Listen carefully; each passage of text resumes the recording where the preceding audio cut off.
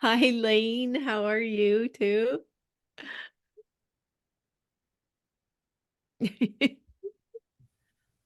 Sorry, having issues getting myself off mute. I'm doing good, thanks. Yeah, my brother-in-law's helping me out with my little boy this morning, so I get to Ah, be here peacefully, so Nice. that's good. Yeah. that's nice. Oh my Mhm. gosh.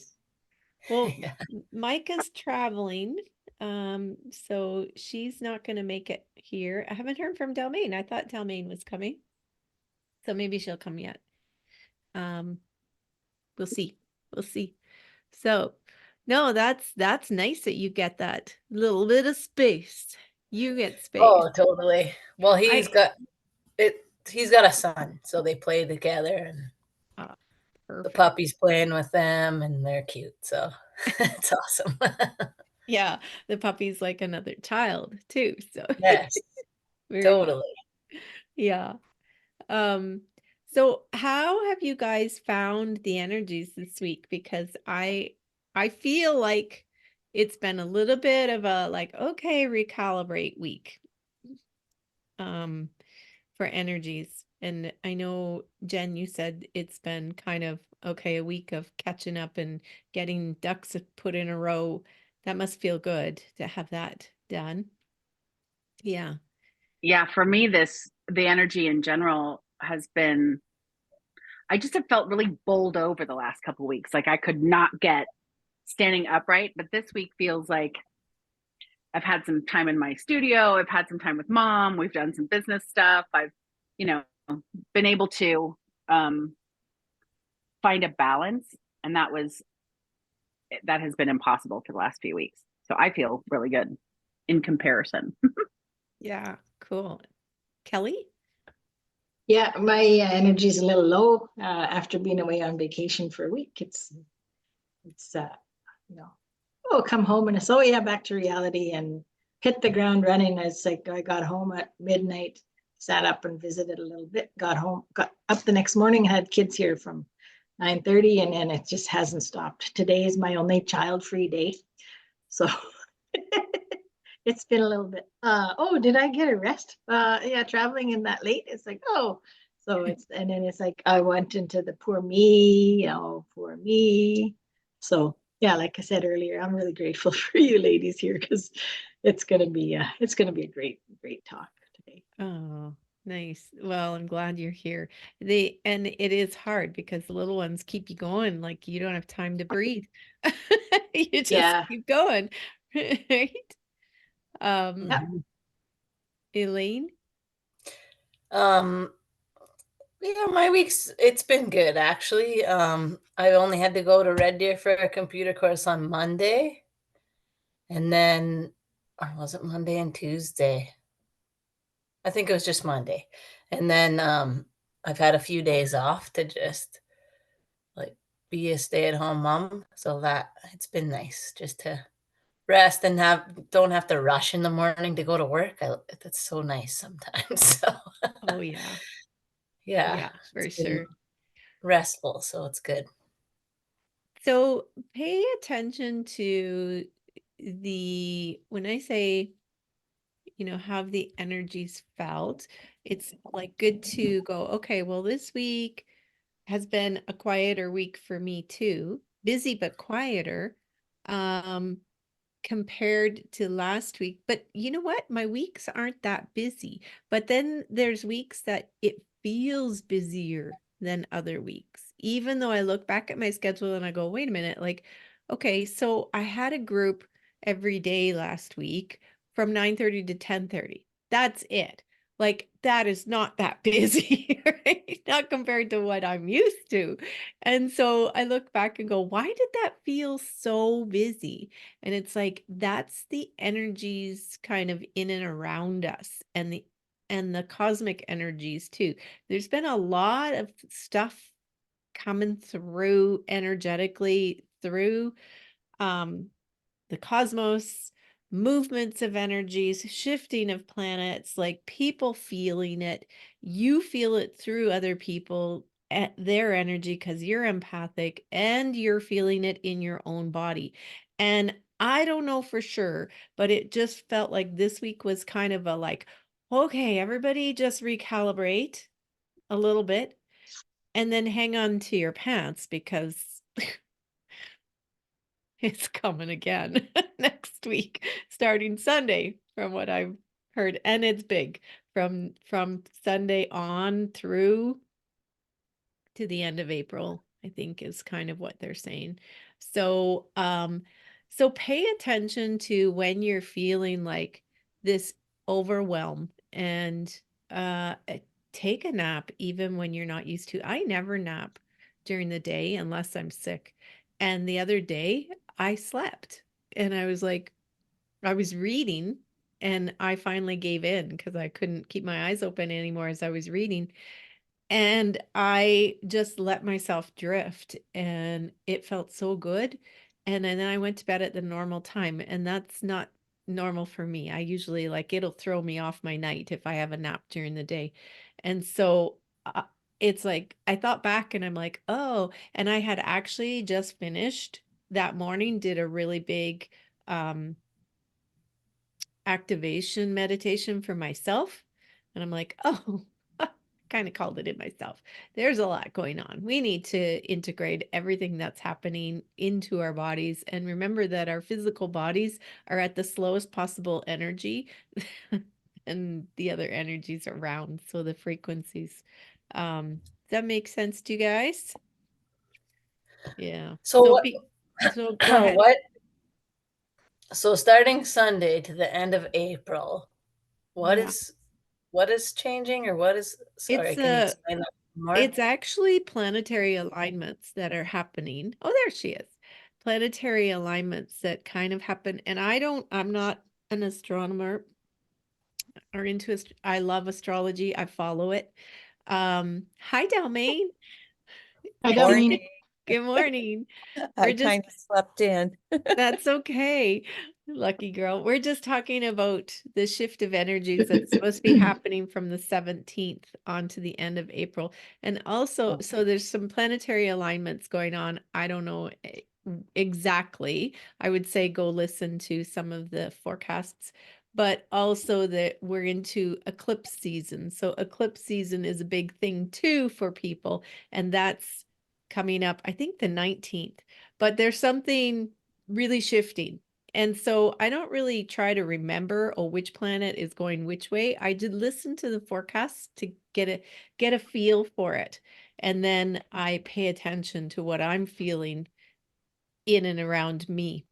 And sometimes I'm like, oh, well, that didn't impact me, which sometimes will be because we all have a different astrology chart and different planets in different placements. And sometimes the cosmic alignment that is happening currently will affect certain people, certain planets in your chart at certain points more so than others. So if you don't have planets at that point in your chart, it might not influence you quite as much. Mhm. Okay. Jen, you want to say something? I can see you there. She's more into this than me. Yeah. The eclipse paths that are happening are coming, they're really intense for the United States. They're actually making an X across the United States, the way their path Texas. is this year. So this is, and right in Texas, yeah. So we're kind of in the path. So there's a whole bunch of reasons why that is super important, but it's like an up level in a power game, if you will. So even if Janice, what you just said is exactly right, that if you don't feel something, like it just isn't hitting your chart that way, but it could easily be hitting the charts of other people around you. Everybody is feeling this. And so that's just super interesting to observe. And on April 8th, which is the first of the eclipses, we're in gate 51, which is the shadow of that is agitation. And the gift of it is initiative. So starting on to a new path, showing initiative, to be brave, to shift things up is kind of the theme of the April 8th eclipse. So that's super interesting. And in the, you know how in the ocean, before there's a big surge, there's the drawback. It pulls itself back. We're in that we're in that phase as we move forward. And what you're just talking about starting on the 17th is that drawback before we surge forward with the shift of these eclipses. And this is the beginning of this shift, because there's these eclipses at this time of the year, and then there are eclipses in the fall. And so this is starting what will end, ironically, in conjunction with the elections. So Right. kind of an interesting period of time. Yeah. Yeah. I've been hearing a lot about that. And the fact that the eclipse crosses in Texas, where things are getting a little tense, right? Intense lately. Things are super intense here. And just I'm kind of pondering, I'm looking around sort of shocked, because what I'm seeing that is happening on the border, what I now understand happens on the border, is so different than what I understood just from the news before. I've never had this perspective, obviously, why would I? But there's so much that we don't understand, that we're not told, that I'm like literally trying to figure out how on Substack or something I can start an anonymous account because I'm not brave enough to talk about this stuff out loud, like, and be, standing there waiting for all the arrows to come at me. But I think it's really important that we understand our part and the things that we do. I don't want to take up more time talking about this, but it's just an interesting thing to consider, being brave and saying things out loud and exposing things that I think are really important for people to understand and to hear. But I'm not brave enough to do it out loud. And isn't that kind of a sad state of affairs, that I feel like I have to hide behind a wall to talk about the things that I am seeing and experiencing now that I live in El Paso? Right. Jen, And, I think I'm just going to interject something here. I think that's a very normal reaction, is to want to hide behind your own belief system when you're not given the full information, and being brave and speaking your truth. And I as you were saying this, it was like, yeah, you are brave. You do speak your truth in this safe little circle. And that's it. Yes. In this little itty bitty, very nice, safe cocoon. Yes, I do. Thank you for being that cocoon for me, everyone. and talk about safety. And I am very similar, where I often will speak my truth before I think about it. And I get into some situations where it's uncomfortable, because that's my heart coming out. And it's like, oh, and people say, you really shouldn't have said that out loud. And it's like, well, my brain didn't connect fast enough to stop, and nobody was there holding my mouth shut. And I'll give you for instance here. 3 weeks ago, I took my mother-in-law to a treatment, and there was talk about thoughts and things, and negative and positive. And she looked right at me and she said, well, you know me well enough. Do you think I'm negative? And without even skipping a beat, I said, absolutely. And it was like, and then Maybe I she thought, needed to hear that at that oh, she moment. did, because what's followed through in the last 3 weeks is she's doing the whole, and she says, well, that's disappointing. She was really mad. And the therapist that was there, he said, explain this. I said, well, she asked a question. I answered it truthfully. I tend to speak my truth, and sometimes I don't buffer it. And I don't believe she needed a buffer today. So I think you have to really pay attention to your surroundings. And like within our group here, we're all very safe. As I've felt very safe with all of you too, and expressed a few things that probably shouldn't be expressed anywhere. This was a really great conversation, because last night I went to see a comedic psychic. Oh, that's funny. Medium. Yeah, she's a medium and she's a comedian. And so the room was very full. There was probably, I think they said there was 121 tickets sold. So 121 people there in in the Legion in Sundre. So basically Oh. all of sundry. Anyways, she was very good, but she said, okay, just to start off, if you're offended, none of my business. So deal with it, right? She was very upfront, very blunt, very like it was quite funny because she was so blunt. She just basically said what people were thinking. So that and there's so much truth in that. So and one of the things I did yesterday was I sent out a questionnaire in my email to everyone just saying, I'm having this workshop and uh I just want to hear where you're at. And I gave them some questions about what are the stories that are going on in your mind consistently that hold you back. And here's 6 choices, check the boxes. And what are the fears that limit you? And here's some choices, check the box. And then a comment below of what if you want to add anything else. I was surprised at how many people comment. I was first of all surprised at how many did the survey. I was like pleasantly surprised. So I got a lot of feedback, but the one comment too was, I'm afraid to speak my truth because of it hurting other people. And I thought, oh, that's very aware to be aware of that. But secondly is you can't control other people, but if you're speaking from your heart and you're speaking your heart truth, yes, it's good to tactfully express, and I do try to do that, but sometimes it comes out too like I don't know how to say it any other way. This is what's coming through. Here you go. Boom.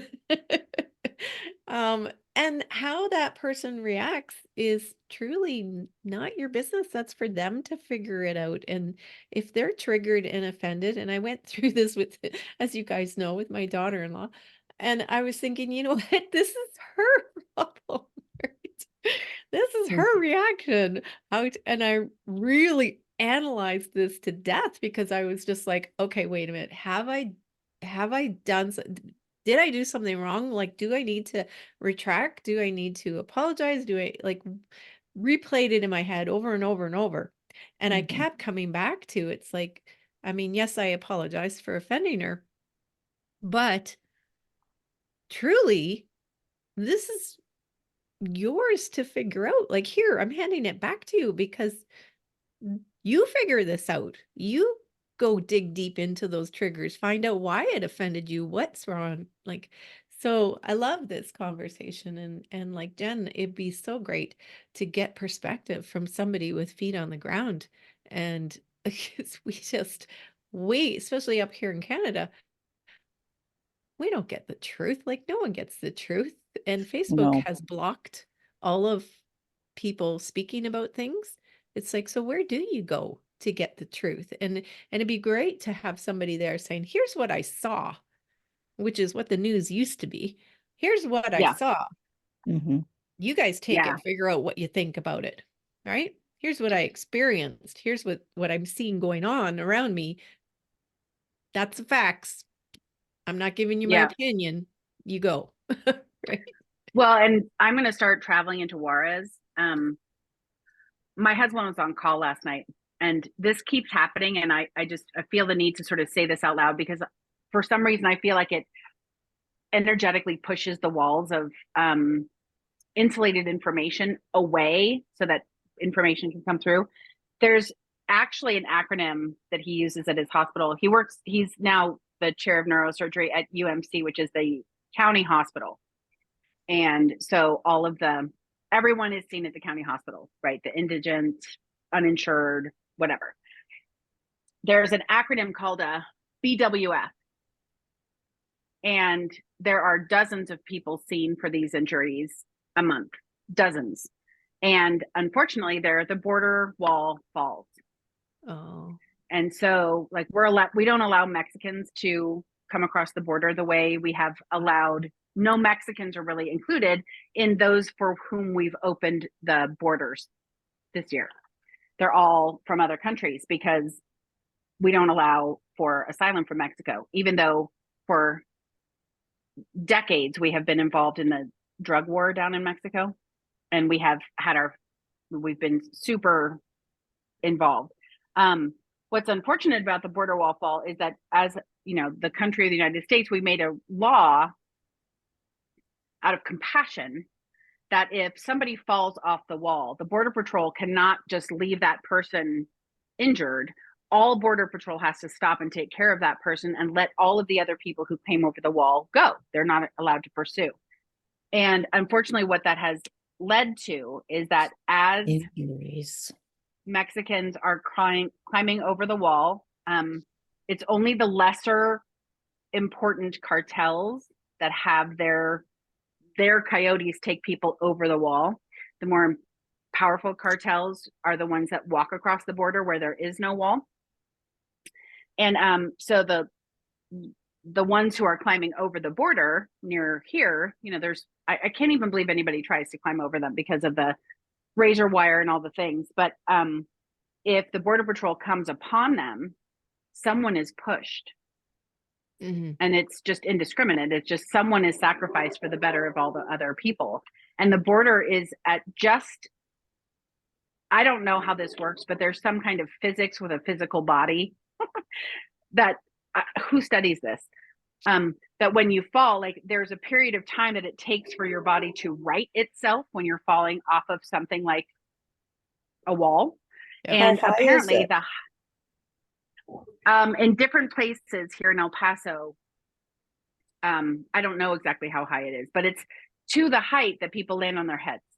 Ugh, Oh, God. wow. And so they land on their heads, or they land like slightly on their heads, front or back. So they break their backs, they break their skulls Oh. open, what have you. And the BWFs are life shattering events for these people who are falling or who are being pushed because the Border Patrol is there. And nobody talks about this, but the county my hospital absorbs all of that. And so my husband is on call regularly, and he has responded to, since we've been here in June, I bet he has responded to over 60 BWFs. Oh, Only my God. him. And he's not on call all the time. So it's just like these are casualties of a war that is not called a war. Yeah. You know what I mean? It's a social construct war. It's fed by desperation, the likes of which we as Americans and even Canadians, in my opinion, we can't even understand what these people left. So I now know, you know, people who have walked from Venezuela, women who have walked from Venezuela. I can't even fathom what they're talking about, what they have lived through. So it's just interesting. And I have to protect my husband in his hospital. So that's another reason why I have to hide behind a wall, because Right. a figurative wall. Yeah. Yeah. Yeah. You know. So anyway, I don't want to take up any more time, but it makes me, it ties in for me to the money talk, this conversation, in that I've had to be really careful about how I'm thinking about approaching this issue, because it is something that the exposure could be detrimental to those that I love. And yet also I don't live out loud and speak outside of this group, because that exposure can be detrimental to those I love. You know, my ex-husband uses my kids to hurt me. So if I live out loud and he comes wind of it, I suppose the same thing could happen. So it's interesting how these are parallel stories. Mm-hmm. And one, I need to be braver and speak out loud and tell my ex-husband to go fuck off. And the other one, you know, I need to, you know, be realistic and recognize that I don't know everything about this situation, nor will I ever. So yeah. And this is really great because it gives me a new perspective too, of like, well, it depends on what your heart truth is wanting to say. Right? Like, I completely understand that. But if it's something like, you want to be a coach and coach women or something, then it's like, no, that's okay. Like, you can't worry about religions and stuff like that. So thank you, Jen, for saying that, because that is super powerful, because it does impact people around us, what we say and speak. And we hope that Yeah. for the better, but truly, I do truly still believe that when you're speaking from your heart with good intention, not intention, like you can speak from your heart and have an intention to hurt someone, right? You Hmm. can. It's like, this is what's going on in my heart right now, and I'm going to tell you, and it's going to cause a ruckus. Or you can speak from your heart with the intention of spreading love, like the intention Hmm. of spreading the love and light and freedom of voice and freedom of expression, like that women should have now. So it's delicate. I will Yeah, say. it is delicate. Thank you. Oh, no, Thank thank you you. for your stories. Very interesting. It is. It is interesting. One thing I want to add, just, and this is a bit of an aside, but when I was working on cruise ship, I always loved meeting the comedians because that's where I could share and be myself because they were, because I can be very sarcastic and the comedians love it. They play off of it. In a normal conversation with comedians, they're highly intelligent. Mhm. Number one, they're grasping at things that nobody want to talk about but make light of, right? So Mhm. it's kind of funny. I was listening to Deepak Chopra on my way to doing stuff yesterday, and he had Brant on, the British comedian, and he is very spiritual now. He went through a lot of addictions and stuff. So he was talking, and Chopra was talking a lot about how comedy is talking about things that people that are very serious things, but they find a way for people to grasp them in such a way that it's not so serious. Mhm. And like I said, I met a lot of comedians. I even had a relationship with one, which was really weird, but very interesting because I could totally open up to them and in a place where I couldn't be myself at all. So it was such a relief to be able to sit with the comedians and banter back and forth with my sense of humor, which could be very off as well at times. But because I was with them, I knew I could do that safely. And they were never offended by the rude things that I would say. And it was just a lot of joy that came out of that. So it was really quite interesting. But yeah, I was doing a class last night in Sylvan Lake. And because I'm explaining the mandala and what it means and how it's got that spiritual connection, they can accept it because I'm doing an explanation of what it's all about. And it's just so great to be able to say what I want to say about it and explain that it's not religious based. However, religions of the world always seem to incorporate it in their spiritual teachings.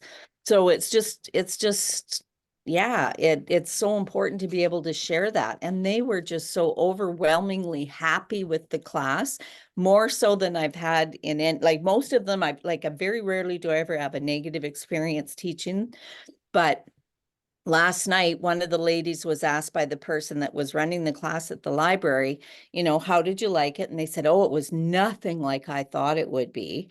And she said, oh, what do you mean? She said, oh, it was way better. It was amazing. And it's just like, Good. oh, and so I think I'm okay to do it in that avenue. Not always, but I'm more and more doing it more and more. Like I even brought one of my skulls with me and said that, I meditate with it and it tells me its name and it tells me its story.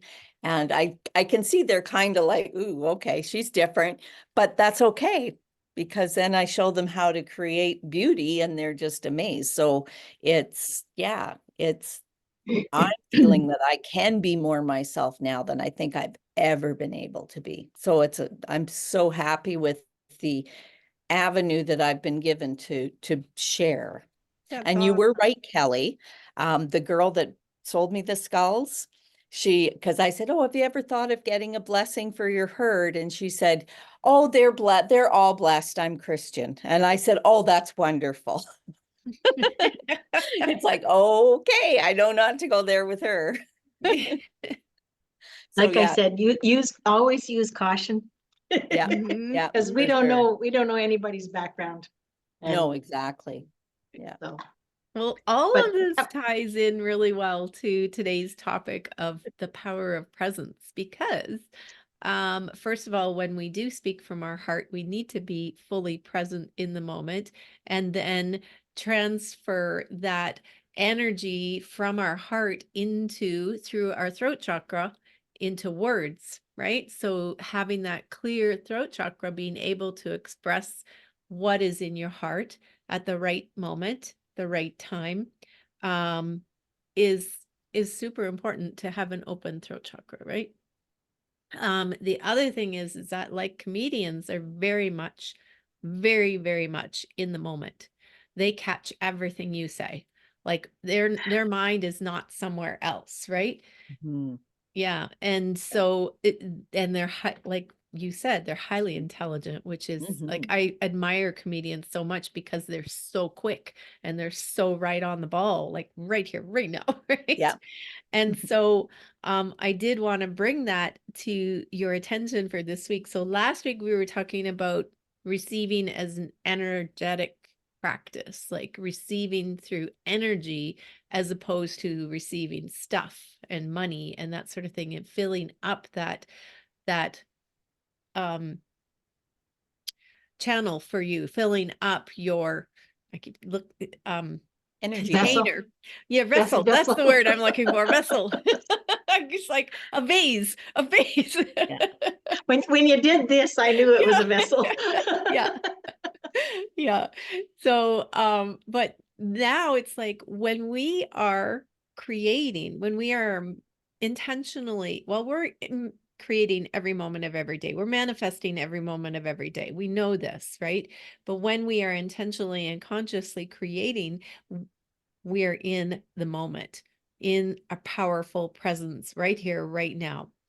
And becoming an energetic match to all that you're desiring happens in this moment, moment by moment. So it's not like, oh, I'm an energetic match today, I'm good, I gotta go shopping now, and I'm it's like, no, it's about being that energetic match moment to moment. And you could be in and out and in and out, but here's the good news, like, you don't have to be in it 100% of the time in order to manifest what it is that you desire in your life, which is really good.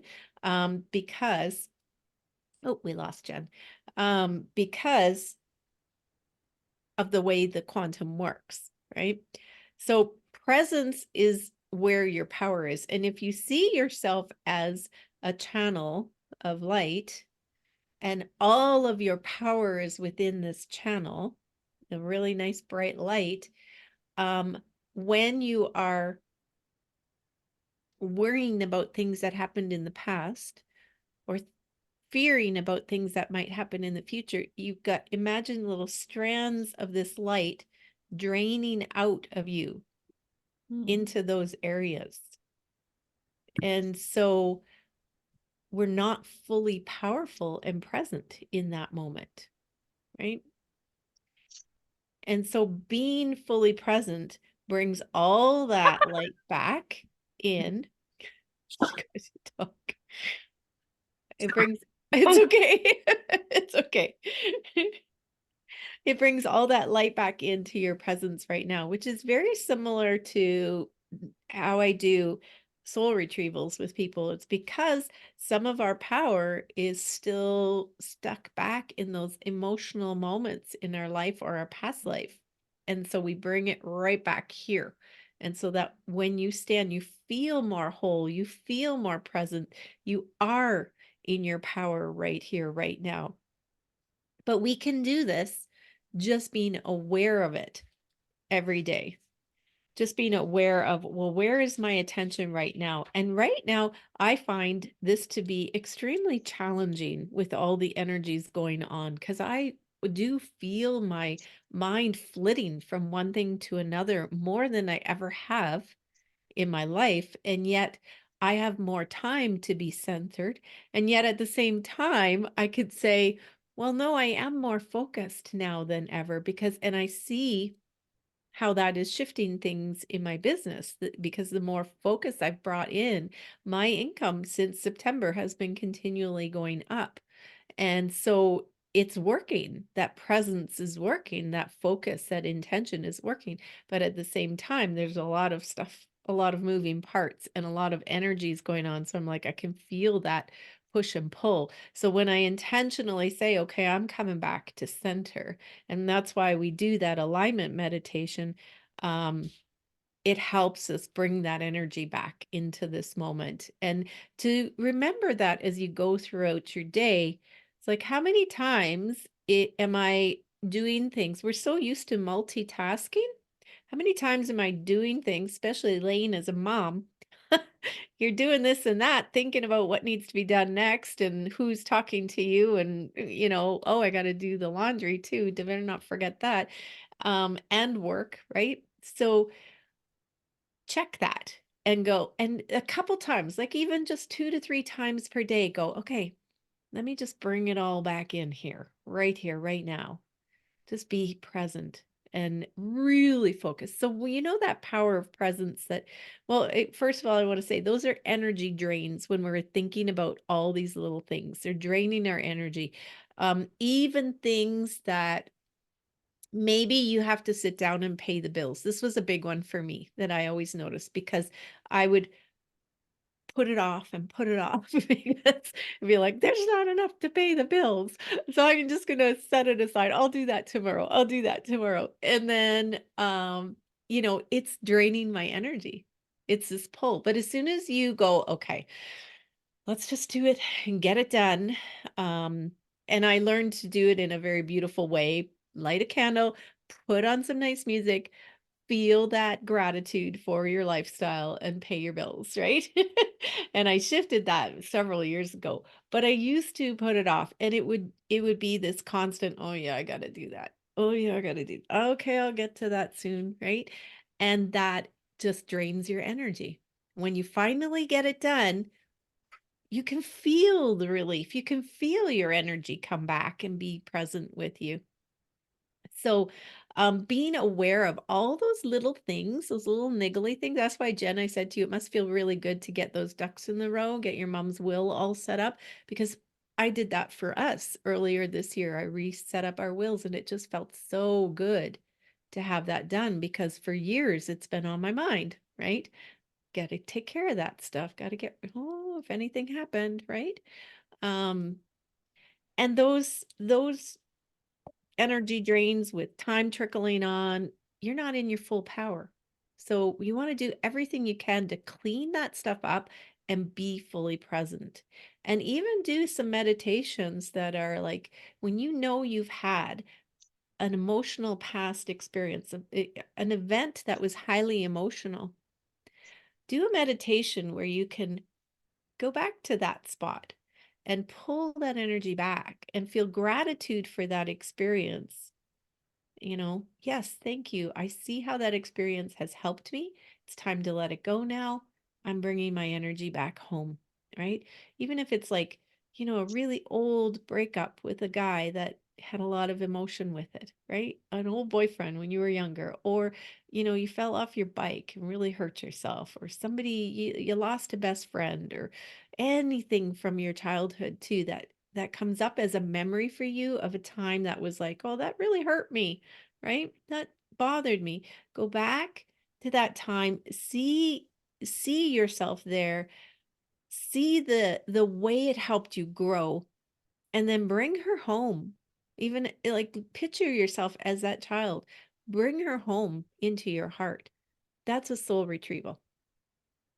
And then when we're worrying about what is coming, that we might mess it up, that, oh, my past experience is evidence to me that this is probably going to happen again. Recognize that, bring that energy back in and say, wait a minute, I am not the same person I was back then. I learned from that experience. I'm wiser from that experience. That's past is not who I am right now. It's not the truth of what I'm creating, because the most powerful presence and vibration is your heart truth. And so the heart truth of who you are now is influencing what you're creating in the future. So the other thing about full awareness and being in the moment, is that you get things done fast. So when I sit down and I go, okay, I'm going to do my email for this week. If I'm constantly distracted by other things and thinking, oh, I forgot to do this and getting up and doing it, it's like it's going to take me longer. But if I can bring my full presence into the moment and say, okay, I'm going to focus on this, I'm going to put my full focus on it, my full power, it's like, whoop, get it done quick. And the same thing is when it can heal relationships. Like when you have somebody a girlfriend that's trying to talk to you and you're distracted. I did this to my poor sister the other day and I realized it. She's talking to me on the phone and I was distracted and doing things. And then I stopped and I thought, oh gosh, be present. And I put everything away and shut my computer off and said, and apologized to her because I knew she could tell. You can tell when somebody's distracted. And when you sit down and give somebody your full presence and say, okay, like I'm going to look you in the eye and tell me what's going on, right? What do you feel? And same thing with a teenager, right? Ever have your teenager come home? Well, maybe not you yet, Lane, but they come home and they're like ranting on and and you're making supper and it's like, yeah. And they're like, Mom, listen to me, right? And it's like, okay, put everything down, sit down, give them your full presence, your full power. And that is what makes coaching powerful too, because you are fully present with these people and the people that you're Question doing. for you. Yeah. How do you encourage someone else to be present? Well, The great magic question, yeah, well, we can't.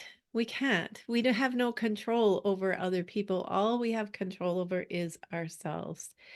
And so I think it's about being there yourself, fully present. And actually my husband's really good at this. He would if I came in to talk to him and he's watching TV, he started pausing the TV and listening to me. And it's like, that was new. And it happened a few years ago, but it actually influenced me because then I started doing it. Right. So I think that's the only way we can do is to take care of our own self, be present for them, and then let it go. I know exactly what you're talking about, Kelly, and I get it. It's frustrating and it's hard. It can be not easy. We'll say not hard. It can be not easy to be with people like that because you don't get their full attention. And that's the part of the relationship that they don't understand. And you move on to somebody who does listen. So which is in a relationship, it opens up space for someone else, which is not always good, right? I think I needed to hear that because sometimes I'm. Oh, I am too. Thank you. No Well, I think problem. we all have that situation where we can be, what we call multitasking, multifocusing. What my question was referring to mostly was when people are in a conversation with you and you know that they're actually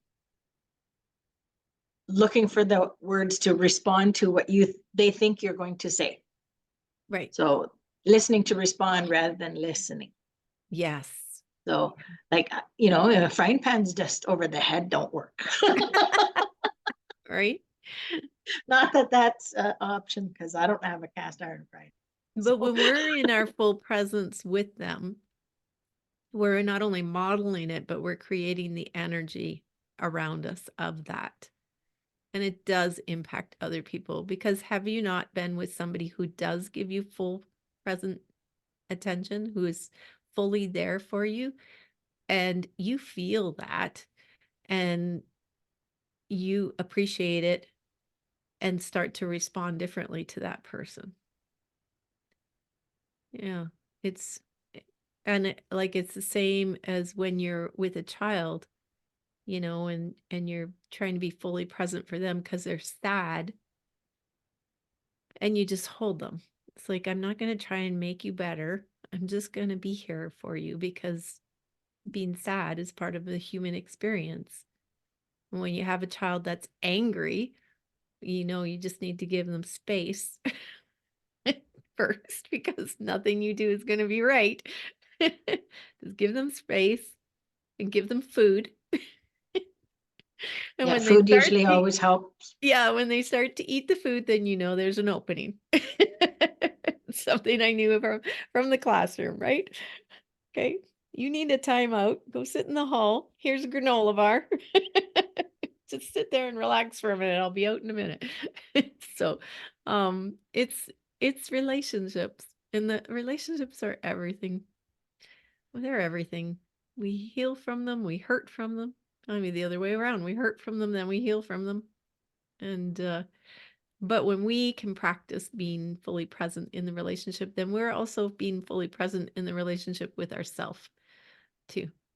And that's the big thing. That was the big point today, is that recognizing that your power to create is right here in this moment. And so why wouldn't we bring all of our energy into this moment right here, right now? And that's what meditation does. And that's what, when you're painting or creating in whatever way you do, that does that, brings you into the moment, brings you right here, slows down that mind and recenters you. I need to do more painting. I haven't been getting any painting in. And when we do this, we create more time in our life because we're not multitasking. I used to be like really good at multitasking. And as I've gotten older, it's become more challenging for me. But seeing it this way really helps me bring my full focus. Even, you know what, if somebody said to you, okay, we're going to go shopping today. I'll pick you up at whatever time, 10 o'clock in the morning, and we're going to go have a day of shopping. So you're like, perfect. Okay, I'm going to sleep until 9. I'll be ready by 10. Good to go. It takes me an hour to get ready. And then okay, I'm going to be there in like 45 minutes. And you're like, ah, can I do it? Yes. If I focus, I can do it. Can I do it in less time? Yes, if I focus. But my problem is like I'm multitasking as I'm getting ready, right? So, but can I bring my full focus into getting ready? I could probably be ready in 15 minutes if I really wanted to, right? So, it's the power of bringing your attention and your energy and your focus into the moment. So bring that in for this week and see how it helps you.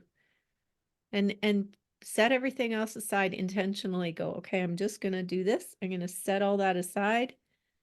Oh my gosh, that phone is such a distraction. Put it down, turn it off, whatever. You know what I need to do is get rid of this, because that vibrates every time a message comes through, and then that distracts me. I need a new watch. That's what I'll ask for my birthday. Something different that doesn't give me the notifications on my phone. I don't need that. Yeah. I went a week without my notifications on my wrist, and I kept forgetting to turn the sound on my phone.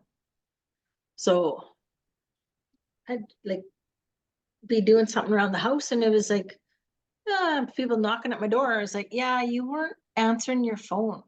It's like, oh, I forgot to turn it on. Well, where's your notifications on your wrist? Oh, I took it off for a week.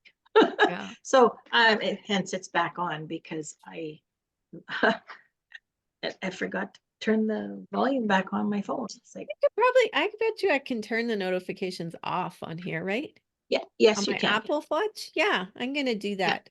Because it is just one more thing. And that's the same as like in the classroom. I used to hate the bells going all the time. It's like, my God, I feel like I'm rushing all day, and the bell goes, oh my gosh, okay, we got to finish up, clean up, let's go, right? Like, turn the bells off. We'll have a much more relaxing day. I actually quit wearing my Fitbit because I just found that I feel like I'm being watched. Mm, So I actually am not having anything like my phone. Yes, I have my phone, but there's even times when I'm forgetting my phone. I'm going out and I'm forgetting it, or oh, where the heck is my phone? Because I really try not to have it rule me. mhm. So I'm using it as a watch and whatever clock, but I'm trying not to have it with me all the time. And I find that's much more freeing. Yeah. Yeah. Okay, I'm turning my notifications off on my phone, and I'm gonna check back with you guys next week, let you know how it's going, how many people got Okay. mad at me because I didn't answer them. No, I do check my phone because I do have a lot going on. People are always messaging me about different programs and stuff. So that's my business. But definitely don't need it on my watch. But I do enjoy having it for the fitness part. So that's cool. Mhm. Any other So tips for me? I think back to like 20 years ago when we had landlines Exactly. and we didn't have cell phones. Mhm. And it was like, well, got my voicemail, or my was called a message manager.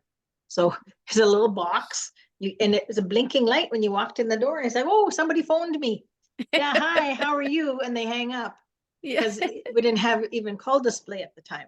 So it's like, Mhm. well, I wonder who that was. I wonder whose voice that was. It's like, so Yeah. now it's instant. So that was like, you get home from work at 5:30 and it's like, oh, I'm getting the kids ready. Da, da, da, da. It's 8 o'clock before you listen to your message.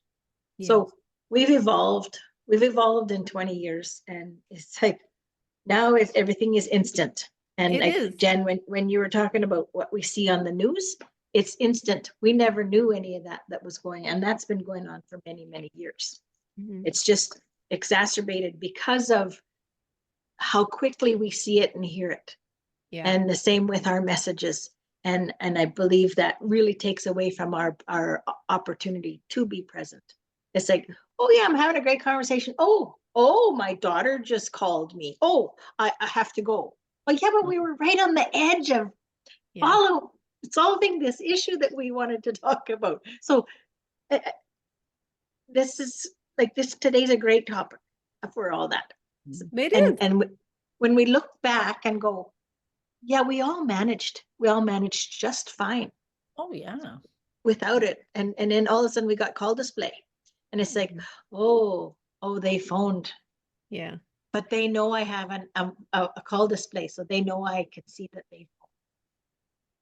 It's like if you have It's an iPhone and you have the read receipts on it. It's like, mhm. so Yeah, it's I really do. hard. What you're talking about, I was a property manager. I rented vacation homes for a number of years, like 15 years. And so um I had like 3 experiences at the beginning of it where something would happen, like a guest would arrive and I would like have intentionally put my phone away, but at a really bad time. And all this drama would happen because they couldn't get in or the code was wrong or whatever the excuse was. And it got me to the point where I had my phone with me all the time because I had to, quote unquote, because I was managing these things. And I had my kids at the same time. So then my kids grew up with me always having my phone and responding immediately to my renters. And so now it's become that they want me to immediately respond to them. Like they have no patience for me to be, just yesterday, my son was having a really hard time. He has extreme anxiety and major depressive disorder, and it's exhausting. It's like dealing with someone with mental illness all the time, truly like a more severe mental illness, just to get him to move forward. And he was upset about something that I had sent him that he hadn't seen earlier in the day. And he called me 8 times while I was seeing a client because he just could not. He was so worried and upset about what the thing was, that for him, there's no safety in waiting. He can't just let the thing go. And I'm just like, oh my God, the monster in this room that has been created by having, the phone constantly. I created it, it's not his, I created it. This is a function of conditioning, it was really it's interesting that we're having this conversation because yesterday afternoon I was like, how do you build in patience in a back, how do you back build that? Right. Maybe you could say, okay, here's my symbol for you when I'm with a client to let you know that I hear you and I'm going to get back to you soon. Like send them a balloon or something or a heart or just, that's our symbol between us for you to know I got your message, but I can't answer you right now. I don't know. That's some sort of reassurance because I do the Yeah. same thing when I text my son and I don't expect them to return the call right away. But when he doesn't return it, like 6 hours later, my mind starts going. It's Yes. like, can you please Yeah. just say, okay, I'll call you in a minute. Just give me some sort of like, I'm alive. Yeah. Yeah. And Yeah. my kids have had suicidal ideation. So I get that too. I also carry it. I Yeah. carry that anxiety myself too. Yeah. So, man, this being in connection thing and having relationships is so hard.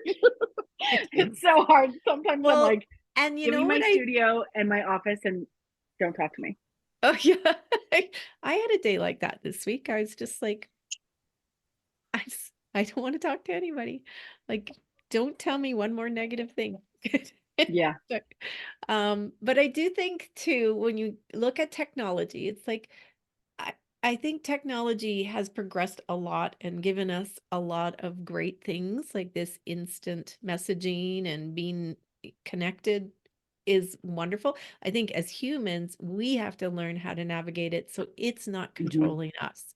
And Yeah. so however we do that in our own lives is perfect, but it's when the phone starts to control you, like you said, Delmaine, and when when we should be able to take things off and become more aware of how it's controlling our life, the emotions it's triggering within us every time we get a message or the phone buzzes or whatever, what's that doing? And there have been times in my life where it stressed me because I'm getting so many emails that I feel overwhelmed. And so just learning how to figure that out as human beings because technology is going to continue to grow and expand and we've got to raise our consciousness and our awareness up as it grows. So too, right? And we're all working on that.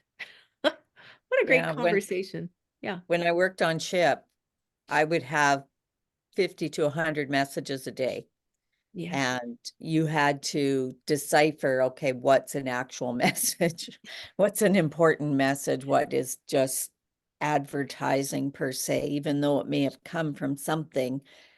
You couldn't shut everything off on those computers because it wasn't my computer, it was a business computer. So you really had to learn how to do that. I bet you I spent 3 hours a day just going through messages. Like it was crazy. Like it was overwhelming. So where I'm at today is such heaven, right? It's so nice. And another thing that to add on a bigger picture is all of this news and information that's coming at us 24/7 instantly. We never had that. So people are saying, oh, the world is so much worse than before. I'm not sure it is. I think it's just we hear more, right? So when people get so involved and entrapped in what's going on, that worry wasn't there for anyone before, for our grandparents and our parents even. And so that Well, is even look creating back, the I picked up my anxiety. book. It is, yeah. But I picked up my book, Conversations with God by Donald Walsh. Neil Donald Walsh. That's hard to say. Uh, and I thought I'm going to read this again because it's been like a long time. And I looked back at the beginning. It was written, I think, in 2003, and he starts off talking about how chaotic the world is becoming. And you just think 2003, that was like 21 years ago. No, it wasn't. It's worse now. But it's probably perspective too. Yeah. Yeah. So good point. Well, and 2003 is 2 years after 9/11.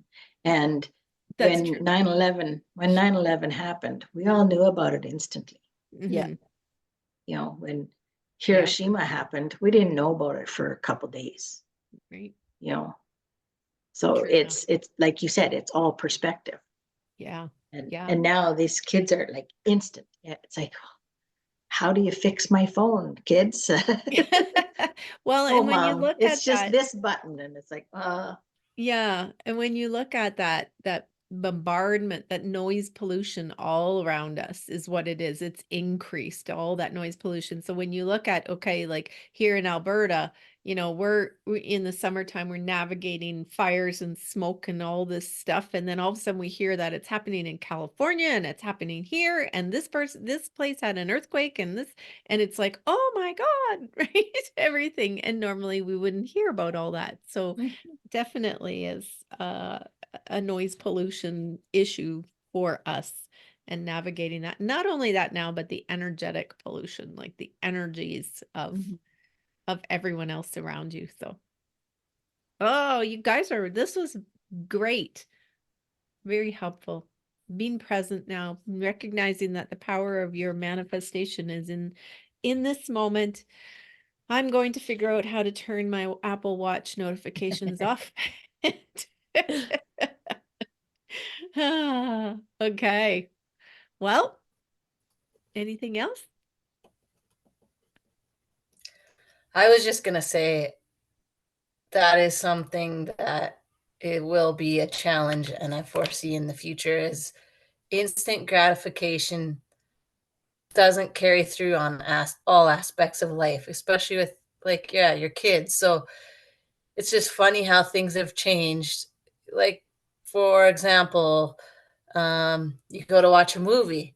Well, we used to watch what, 5 commercials in between, or not commercials, previews in between movies. Now it's like you just get to watch the movie, right? Yeah. Or think about cassette tapes. We used to have to fast forward into a next song. Now it's like you just click and pick the exact song you want. Like everything is instant. You don't have to wait. You don't have, like, how do you teach your kids that that isn't like you do have to wait? Reality in life is you do have to wait sometimes. I know everything that you're showing seems like you don't have to, but you do. So Mm-hmm.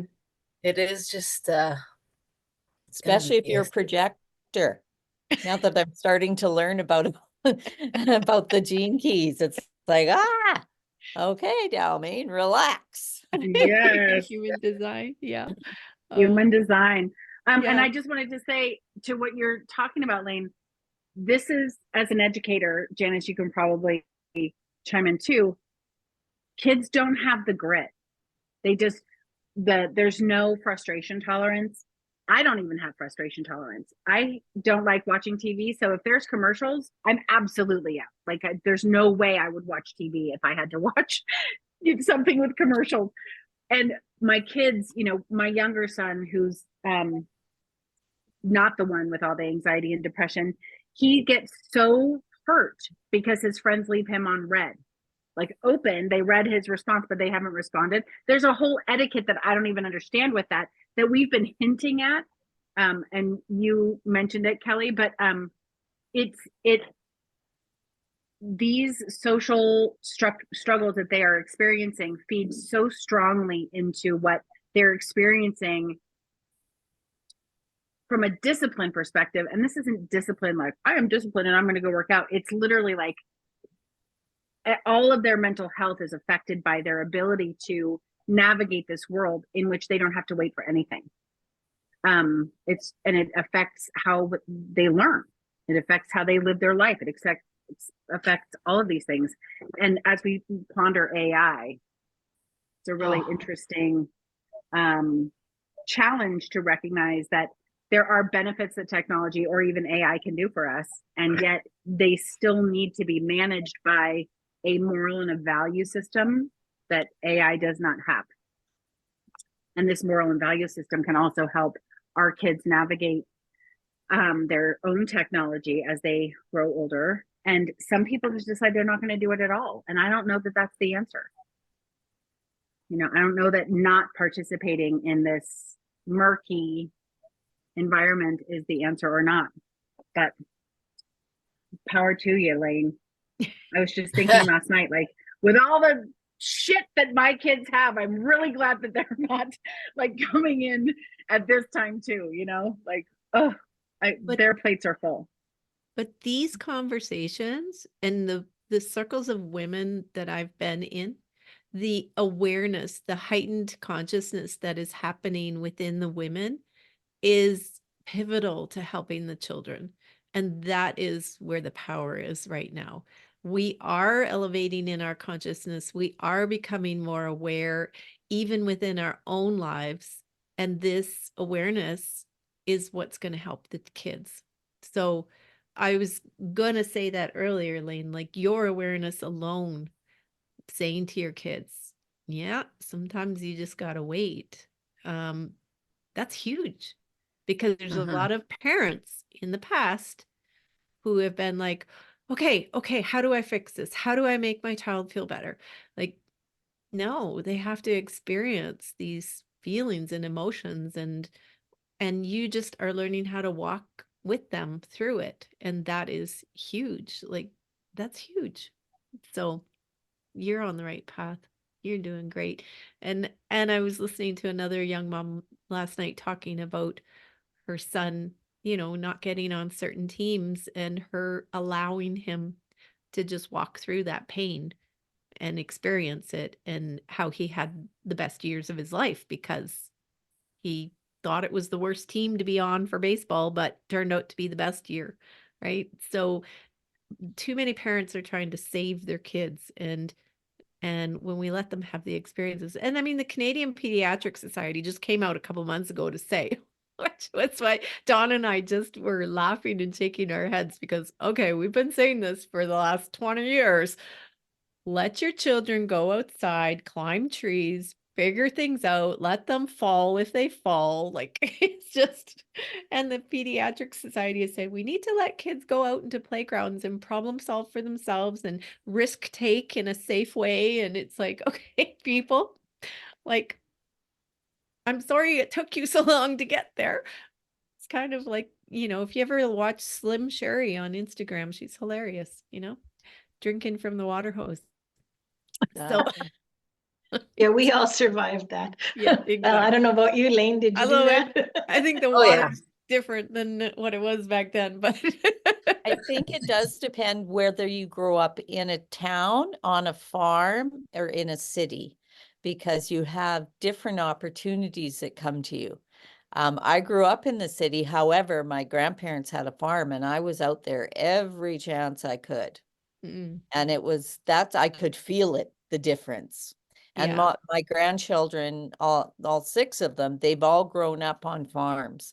So they're explorers and they love it. And But they we do didn't. climb trees. We didn't grow up. We grew up in the city, but we just rode our bikes out to the forests and stuff. So, I think it's the amount of protection, but I mean, it is a different world, but we do need to be growing ourselves with our children. So Yeah. good. Well, okay, I'm gonna let you guys go.